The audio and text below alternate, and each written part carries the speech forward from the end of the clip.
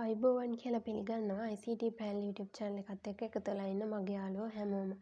ඉතින් අද වීඩියෝ එක පටන් ගන්න කලින් මම ඔයාලගෙන් සමාව ඉල්ලනවා. මොකද ගොඩක් කාලයක් මට ඔයාලා වෙනුවෙන් වීඩියෝස් අරන් එන්න බැරි වුණා. හැබැයි අද ඉඳලා දිගටම වීඩියෝස් අරන් එන්න මම ලෑස්තියි. ඉතින් යාළුවනේ අද වෙනකොට අපේ රටේ පවතින ආර්ථික තත්ත්වය එන්නෙන්නම් පහළට යනවා කියලා අපි හැමෝම දන්න දෙයක්. ඉතින් අපි කොච්චර මහන්සිලා මුදල් හෙව්වත් රටේ තියෙන තත්ත්වයත් එක්ක දවසින් දවස රුපියලේ වටිනාකම අඩු වෙනවා. ඉතින් මේකට අපිට කරන්න පුළුවන් හොඳම දේ තමයි අපි පුළුවන් තරම් ඩොලර්ස් උපයන එක. මොකද දවසින් දවස ඩොලරේ අගය ඉහළ යන එක වෙන නිසා. ඉතින් මේ හින්දා මම අද ඔයාලට අරන් ආවේ කිසිම ස්කිල් එකක් නැති වුණත් මුලින් ටිකක් මහන්සි වෙලා හොඳ ආදායමක් උපයන්න පුළුවන් ගොඩක් වටින ක්‍රමයක් ගැන. ඉතින් ඒ තමයි ඇෆිලියේට් මාකටිං කියන්නේ. ඉතින් මේ ඇෆිලියේට් මාකටිං කියන දේ ගැන යම් තාක් දුරට දන්න අයත් ඇති, නොදන්න අයත් ඇති. ඉතින් දන්න නොදන්න හැමෝටම තේරෙන විදියට සරලව මොකද්ද මේ ඇෆිලියේට් මාකටිං කියන්නේ කියන එක ගැන තමයි මම අද ඔයාලට කියලා දෙන්නේ. ඉතින් මේ හරහා මේ ඇෆිලියේට් මාකටිං හරහා මුදල් උපයන්නේ කොහොමද, මොනවද ඒ වෙනුවෙන් කරන්න ඕන දේවල්, මාසිකව මොන වගේ මුදලක් උපයන්න පුළුවන්ද කියන එක ගැනත් මම අද මේ වීඩියෝ එකෙන් කියලා දෙනවා. ඒ වගේම තමයි ඔයා උපයන මුදල් කොහොමද ඔයාගේ අතට ගන්න කියන එක ගැනත් මම අද කියලා දෙනවා ඔයාලට.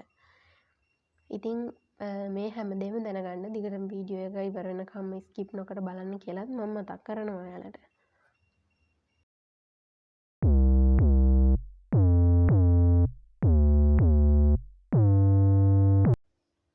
හරි, අපි දැන් මුලින්ම බලමු මොකක්ද මේ ඇෆිලියේට් මාකටිං කියන්නේ කියලා. ඉතින් සරලවම කිව්වොත් ඇෆිලියේට් මාකටිං කියන්නේ යම් බිස්නස් එකකට නැත්නම් මොකක් හරි වෙබ්සයිට් එකක විකුණන්න තියෙන ප්‍රොඩක්ට් එකක් පිළිබඳව අපි ඒ අදාළ ප්‍රොඩක්ට් එකක ලින්ක් එකක් අරගෙන කස්ටමර්ස්ලාට දෙනවා. ඒ ලින්ක් එක හරහා ගිහින් කස්ටමර් කෙනෙක් ඒ ප්‍රොඩක්ට් එක බයි කරොත් අපිට ඒ සඳහා කමිෂන් එකක් ලැබෙනවා. ඒකට තමයි ඇෆිලියේට් මාකටිං කියලා කියන්නේ. ඉතින් මේ විදිහට අපේ ලින්ක් හරහා දවසට ප්‍රොඩක්ට් 250ක් 300ක් වගේ විකුණ ගන්න පුළුවන් නම් අපිට කිසිම ප්‍රශ්නයක් නැතුව ඩොලර් 400ක් 500ක් වගේ මුදලක් වුණත් උපයන්න හැකියාවක් තියෙනවා. හරි. ඉතින් අපි දැන් බලමු මොනවද මේ ඇෆිලියේට් මාකටිං කරන්න පුළුවන් සයිට් කියලා. ඉතින් සයිට් ගොඩක් තියෙනවා. ඒ අතරින් මම ඔයාලට කිහිපයක් කියන්නම්. එකක් තමයි AliExpress, ඊළඟට Amazon, ඊළඟට eBay. ඒ වගේම තමයි Fiverr වලත් ඇෆිලියේට් මාකටිං කිරීමේ හැකියාවක් අපිට තියෙනවා. හරි, දැන් අපි බලමු කොහොමද මේ සඳහා අපි කස්ටමර්ස්ලා හොයාගන්නේ කියලා. ඉතින් මේ සඳහා ඔයාලට සෝෂල් මීඩියා වල සහාය අත්‍යවශ්‍ය දෙයක් වෙනවා. ඒ කියන්නේ Facebook page එකක්, Instagram account එකක්, YouTube channel එකක්, TikTok account එකක්, website එකක් හරි blog එකක් හරි ඔයාලට තියෙනවා නම් මේ දේ කරන්න ඉතාම පහසුයි ඔයාලට. ඒ වගේම තමයි දැන් මේ කිසිම දෙයක් නැත්නම් කිසි ප්‍රශ්නයක් නැහැ. ඔයාලට කරන්න තියෙන්නේ මේ කියන ඒ වගේ එකක් හරි ඔයා හදාගන්න එක තමයි.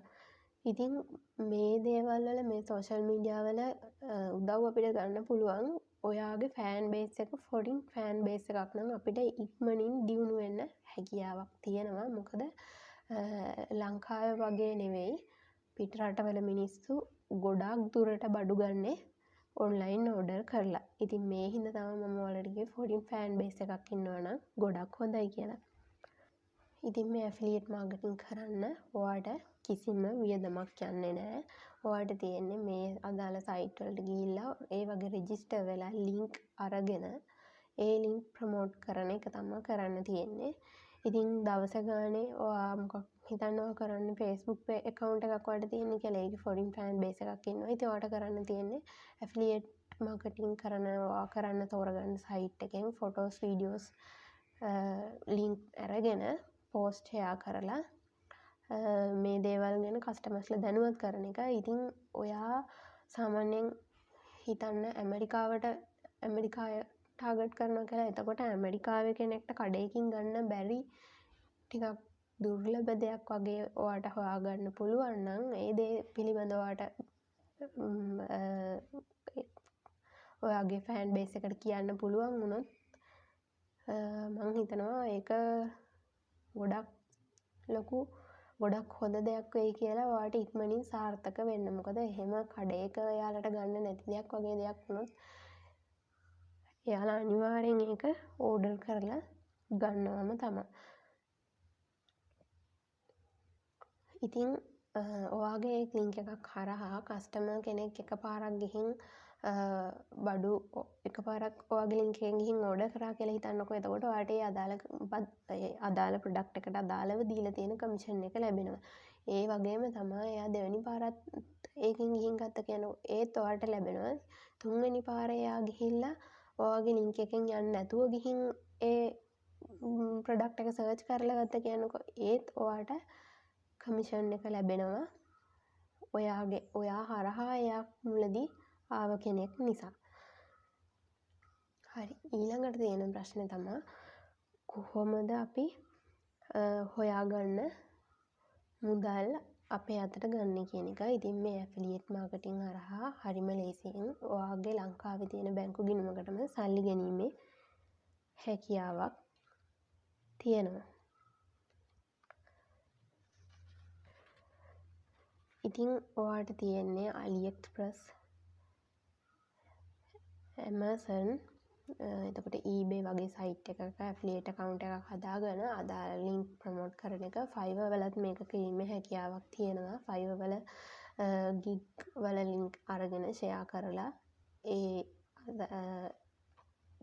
ඔයා දාන ලින්ක් එකක් හරහා ගිහින් ඒ කස්ටමර් කෙනෙක් ඒ සේවාව ලබා ගත්තොත් ඔයාට කමිෂන් එකක් ලැබෙනවා. ඉතින් හරිම සරල දෙයක් තමා කරන්න තියෙන්නේ. ඔයාට මහන්සි වෙලා හොඳ ෆොරින් ෆෑන් බේස් එකක් හදාගන්න එක තමා කරන්න තියෙන හොඳම වැදගත්ම දේ. ඉතින් ඔයා මහන්සි වෙන තරමට ඔයාට ඩොලර්ස් earn කිරීමේ හැකියාවක් තියෙනවා. ඉතින් මම අද කියලා දුන්නේ ඇෆිලියේට් මාකටිං කියන්නේ මොකක්ද කියලා සරලවම. ඉතින් මම හිතනවා ඒක හැමෝටම තේරුණා කියලා. ඉතින් ඇෆිලියේට් මාකටිං කරන්නේ කොහොමද කියන එක, එතකොට ඔයා ගිහින් ඒ අදාළ සයිට් වල කොහොමද account එකක් හදාගන්නේ කියන එක, ඒ ලින්ක් කොහොමද ගන්නේ, ෆොටෝස් ඩවුන්ලෝඩ් කරගන්නේ කොහොමද, වීඩියෝස් ඩවුන්ලෝඩ් කරගන්නේ කොහොමද, මේ හැමදේම මම ස්ටෙප් බයි ස්ටෙප් ඔයාලට දිගටම වීඩියෝස් අරන් එනවා. ඉතින් දිගටම මාත් එක්ක එකතු වෙලා ඉන්න කියලා මතක් කරනවා. මගේ channel එක සබස්ක්‍රයිබ් කරලා නැත්නම් දැන්ම සබස්ක්‍රයිබ් කරලා බෙල් අයිකන් එකත් ඕල් කරලා තියාගන්න. එතකොට මම වීඩියෝ එකක් අප්ලෝඩ් කරපු ගමන් ඔයාලට නොටිෆිකේෂන් එකක් ගෙන්න ගන්න පුළුවන්. ඉතින් ඊළඟ වීඩියෝ එකෙන් AliExpress එකේ ඇෆිලියේට් account එකක් හදාගන්න විදිහ ගැන මම වීඩියෝ කියලා දෙනවා. දිගටම මාත් එක්ක එකතු වෙලා ඉන්න. ඉතින් යාළුවනේ අදට ගිහින් එන්න. හැමෝටම සුබ දවසක්.